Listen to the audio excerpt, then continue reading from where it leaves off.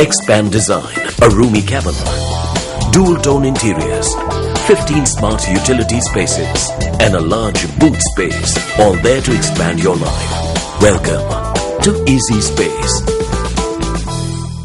6/2006 சுற்றறிக்கையை உடனடியாக செயற்படுத்தல் உள்ளிட்ட 5 கோரிக்கைகளை முன்வைத்து இந்த பணி பகிஷ்கரிப்பு முன்னெடுக்கப்பட்டது. நமது நாட்டின் சுகாதார பிரிவு கடந்த சில தினங்களாக எதிர்நோக்கி வரும் முக்கிய பிரச்சனை ஊழியர்களால் மேற்கொள்ளப்படும் பணி பகிஷ்கரிப்பு. அந்த வகையில் இன்றைய தினமும் நாட்டின் பல பகுதிகளில் பல கோரிக்கைகளை முன்வைத்து கனிஷ்ட ஊழியர்களால் பணி பகிஷ்கரிப்பு ஒன்று மேற்கொள்ளப்பட்டிருந்தது. இதனால் வைத்தியசாலையில் நடவடிக்கைகள் பாதிக்கப்பட்டதோடு பல நோயாளிகள் பல பிரச்சனைகளை எதிர்நோக்கியிருந்தனர். நாம் தற்பொழுது தேசிய வைத்தியசாலைக்கு வருகை தந்துள்ளோம். இங்கும் பல நோயாளிகள் பல பிரச்சனைகளை எதிர்நோக்குவதை எம்மால் அவதானிக்கக்கூடியதாக இருந்தது. நியூஸ் ஃபர்ஸ்ட் செய்திகளுக்காக தேசிய வைத்தியசாலையில் இருந்து சுஷ்மிகா ரமேஷ். வைத்தியசாலையின் சிற்றூழியர்கள் முன்னெடுத்த பணி பகிஷ்கரிப்பு போராட்டத்தினால் தேசிய வைத்தியசாலையின் அன்றாட நடவடிக்கைகள் பாதிக்கப்பட்டன. சிற்றூழியர்களின் பணி பகிஷ்கரிப்பினால் நோயாளர்களை வார்டுகளுக்கு அவர்களது உறவினர்களே அழைத்துச் சென்றனர்.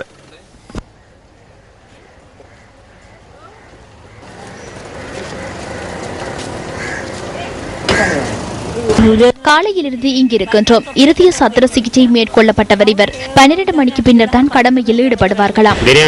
டெனியாயவில் இருந்து வந்துள்ளேன். இவரது தாய் சுகவீனமாக உள்ளார். பல மணித்தியாலம் கடந்து விட்டது.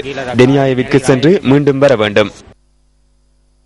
களுத்துறை பொது வைத்தியசாலை, கராப்பிட்டிய மற்றும் பேராதனை போதனா வைத்தியசாலைகளிலும் இவ்வாறான நிலைமையே காணப்பட்டது.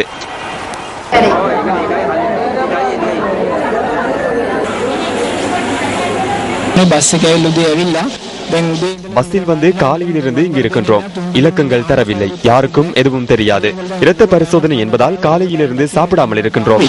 பணி பகிஷ்கரிப்பு காரணமாக நோயாளர்கள் எதிர்கொள்ளும் அசௌகரியங்கள் தொடர்பில் குறித்த தொழிற்சங்கத்தின் கண்டி கிளை பிரதிநிதி இவ்வாறான கருத்தை தெரிவித்தார். வைத்தியசாலையின் அவசர சிகிச்சை பிரிவில் மாத்திரமே எமது உறுப்பினர்கள் கடமையில் உள்ளனர். வெளி நோயாளர்கள் பாதிக்கப்பட்டுள்ளனர். இதற்காக கவலை வெளியிடுகின்றோம். இதற்கு நாங்கள் அல்ல, அமைச்சையை பொறுப்பு கூற வேண்டும்.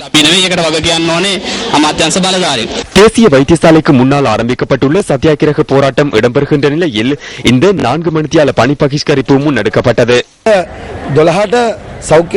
12 மணிக்கு சுகாதார செயலாளர் கலந்துரையாடலுக்கு அழைத்தார். இதன்போது 5 கோரிக்கைகளை அவரிடம் கையளித்தோம். இணக்கப்பாடு ஏற்படாமையினால் கலந்துரையாடல் தோல்வி கண்டது.